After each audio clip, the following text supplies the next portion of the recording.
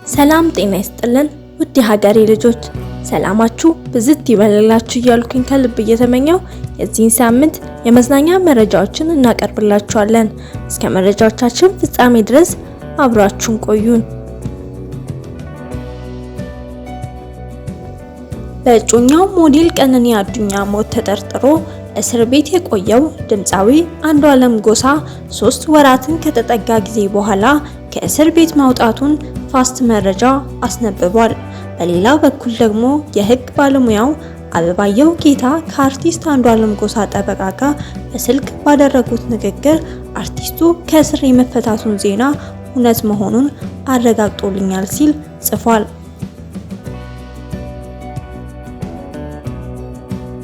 ኢትዮጵያ ኢንሳይደር የበይነመረብ ሚዲያ መስራችና ዋና አዘጋጅ ጋዜጠኛ ተስፋለም ወልደየስ እሁድ ሰኔ 1 ቀን 2017 ዓ.ም በጸጥታ ኃይሎች በቁጥጥር ስር ውሏል።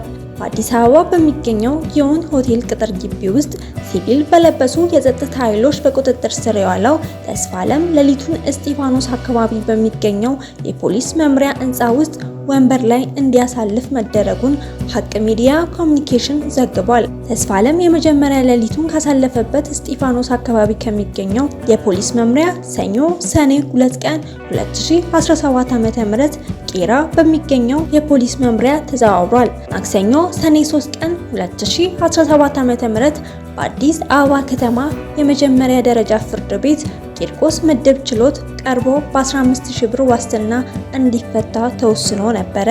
ለዋስትናው የተጠየቀውን ገንዘብ ከተከፈለ በኋላ ተስፋለም የጠየቀውን መስፈርት የሚያሟላ በመሆኑ ከእስር እንዲለቀቅ በፍርድ ቤቱ ለቂርቆስ ክፍለ ከተማ ፖሊስ መምሪያ ትዕዛዝ ተሰጥቶታል። ተስፋለም ሐሰተኛ መረጃ በማሰራጨት እንደተጠረጠረ ፍርድ ቤቱ ከእስር እንዲፈታ ትዕዛዝ በሰጠበት ደብዳቤ ላይ ሰፍሯል። የተስፋለም የዋስትና መብት እንዲከበር ከተሰጠው ትዕዛዝ በኋላ መርማሪ ፖሊስ በቃል ይግባኝ እንደሚጠይቅ ገልጿል።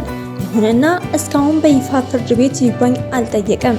የተስፋለም ዋስትና እንዲከበር ሀቅ ሚዲያ ኮሚኒኬሽን አስፈላጊውን ክፍያ ፈጽሞ በፍርድ ቤቱ ለቂርቆስ ክፍለ ከተማ ፖሊስ መምሪያ የተጻፈው ደብዳቤ በሚመለከታቸው የፖሊስ መኳንንቶች ሳይፈረምበት ቀርቷል።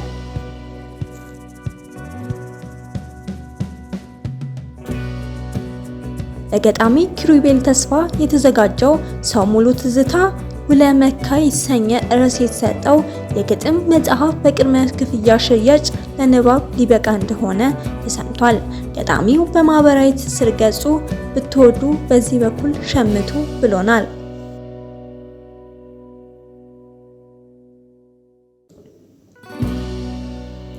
ባሎቻችን አዲሱ ኮሜዲ የቤተሰብ ፊልም በቅርብ ለተመልካቾች ሊቀርብ እንደሆነ ተነገረ። ተዋናይ ደረጀ ኃይሌ፣ መዓዛ ገብረ ሕይወት፣ ሳምሶን ታደሰ፣ ስንታየው መኮንን፣ ፍሬህይወት ባህሩ፣ ሄለን ያለውና ሌሎችም አንጋፋና ወጣት ተዋናይ ተሳትፈውበታል። ባሎቻችን ከዚህ በፊት ተያይተው የማያውቁ ባለትዳሮች ስለሚስቶቻቸው ባህሪ በማውራት ያላሰቡት አጣብቂኝ ውስጥ ይገባሉ።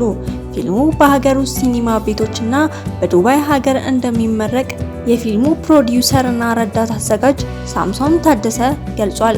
የፊልሙ ደራሲና አዘጋጅ ስንታየው መኮንን ነው።